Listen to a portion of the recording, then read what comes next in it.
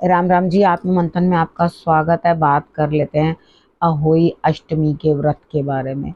ये व्रत भी देखो करवा चौथ की तरह ही होता है, यानी कि पूरा टाइम रखा जाता है। आप चंद्रमा तक अगर वेट करोगे तो चंद्रमा तो 12 बज के 2 मिनट तक निकलेगा। कुछ लोग चंद्रमा तक वेट करते हैं, कुछ लोग तारे तक रख लेते हैं। तो यहाँ तारे का टाइम जो है 5 बज मतलब पौने 6 बजे के करीब तक समझ लो, यानी कि 5:58 तक। ठीक है, तारे का समय रहने वाला है।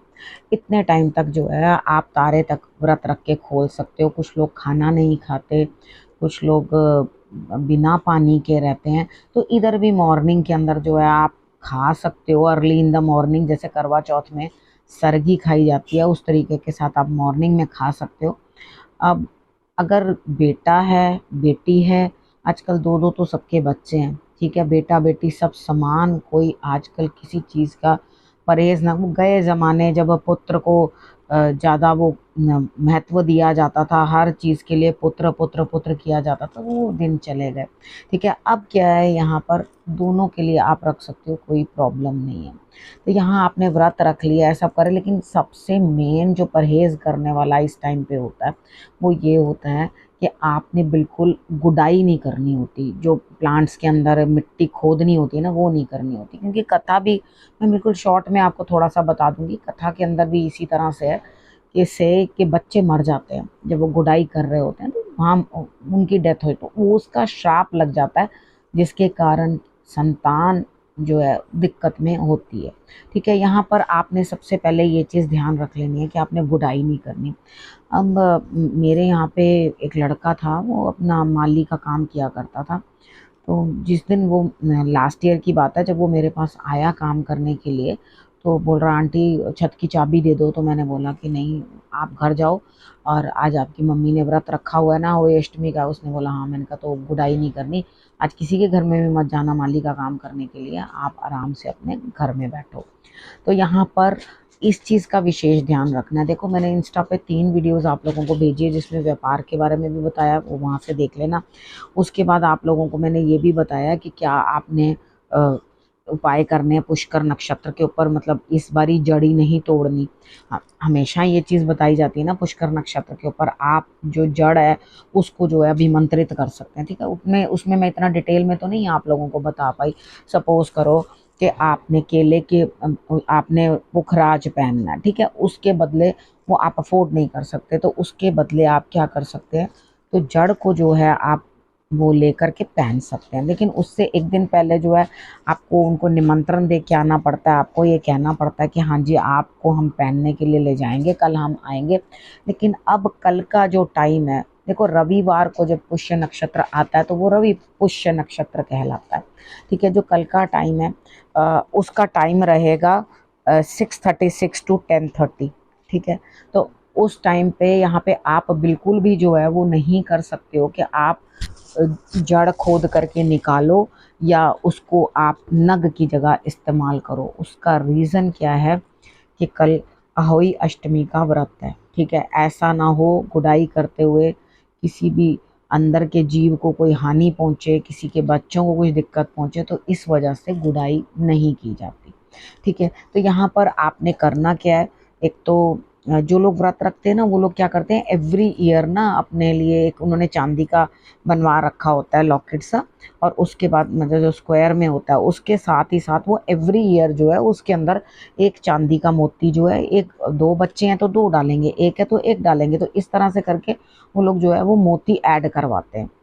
बाकी जैसे आपके यहाँ के रिवाज हैं, कोई तारे तक खोलना चाहता है, मेरे हिसाब से तो तारे तक खोलो, क्योंकि चंद्रमा जो है 12 बज के आपको मैंने बताया 2 मिनट तक आएगा। इस दिन चंद्रमा आता ही लेट है। अब उसके बाद अष्टमी भी है, तो आपने माँ दुर्गा की आराधना भी ज़रूर कर लेनी है। सपोज करो आप लोग व्रत ही नहीं रखते हो, मैं भी नहीं रखती हूँ, क्योंकि हमारे यहाँ वही अष्टमी का व्रत नहीं मानने हुआ। ठीक है, तो कोई हमारे कोई रिवाज नहीं है तो हम लोग नहीं रखते।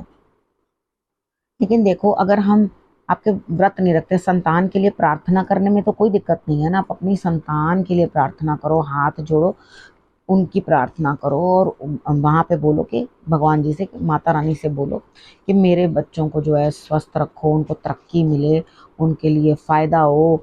अगर बुद्धि कहीं नष्ट हो रही है तो उसकी बुद्धि जो है सद्बुद्धि में परिवर्तित हो। तो ये सब चीज़ें जो हैं आपने अपने बच्चों के लिए ज़रूर बोलनी है। इतना तो हम कर ही सकते हैं ना अपने बच्चों के लिए। तो आप कल ये प्रार्थना कर सकते हो। बाकी हलवा पूड़ी बनाओ और उसके बाद जो जो खाना बढ़िया बढ़िया बनाओ और उसके बाद जब व्रत खोलोगे तो उसको खाओ, कोई प्रॉब्लम नहीं है खाने के अंदर। ठीक है, बाकी उपाय आप लोगों को, महा उपाय जो है मैंने उसके अंदर बता दिए हैं, ताकि और पूजा का टाइम भी आप लोगों को मैं बता देती हूँ। शाम के समय में 5:33 से लेके 6:52 तक जो है पूजा का समय रहेगा। आपने उस समय में शाम को जो है वो पूजा करनी है। अब मॉर्निंग में जो लोग तुलसी को दिया लगा रहे हैं वो तुलसी को दिया लगाएंगे, ठीक है। और उसके बाद मॉर्निंग में जब उठेंगे तो ठीक है, शाम को भी, संध्या को भी जो है आपने देसी घी का जो है दीपक जो है प्रज्वलित कर देना माता रानी को। ये आप करोगे, उसके बाद माँ दुर्गा को आप जो है उनकी आराधना करो तो अच्छा रहेगा। अब एक मैंने उपाय उसके अंदर आप लोगों को इंस्टा में बता दिया है, जो कि कंजकों के रिलेटेड आपने करना है। बस थोड़ा सा इस चीज़ का ध्यान रखा करो। कंजकें जो होती हैं वो छोटी होती हैं, जो अभी तक पीरियड्स जिनके स्टार्ट नहीं हुए वो फिर उसके बाद उन्हें कंजक नहीं माना जाता।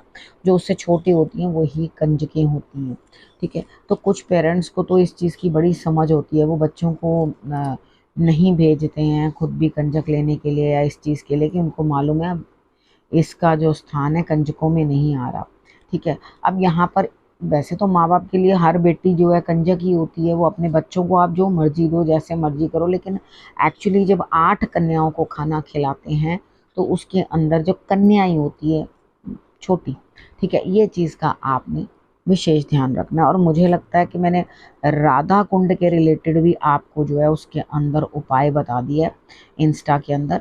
अगर कुछ थोड़ा बहुत डाउट है तो मैं इसमें ज़रा सा और समझा देती हूँ। देखो, जो एक उपाय बताया मैंने पेठे वाला, वो आप लोगों ने जो है कर लेना है। जिनको भी संतान प्राप्ति नहीं है, वो कल का दिन होता है, स्नान करने का टाइम मध्य रात्रि होता है, आधी रात का टाइम, ठीक है, वो होता है। उस समय में जाकर जो है वहाँ पे स्नान किया जाता है। स्नान करने के लिए पेठा बताया आप लोगों को मैंने कि वो आपने पेठा जो है वहाँ पे छोड़ना है, ठीक है। अब यहाँ पे जब संतान माता रानी से, राधा रानी से जो है आपने प्रार्थना करनी है, हे राधा रानी आप हमें जो है, अष्टमी का बड़ा महत्व है राधा रानी से, ठीक है। यहाँ पर आपने बोलना है कि हे राधा रानी आप हमें जो है संतान दें।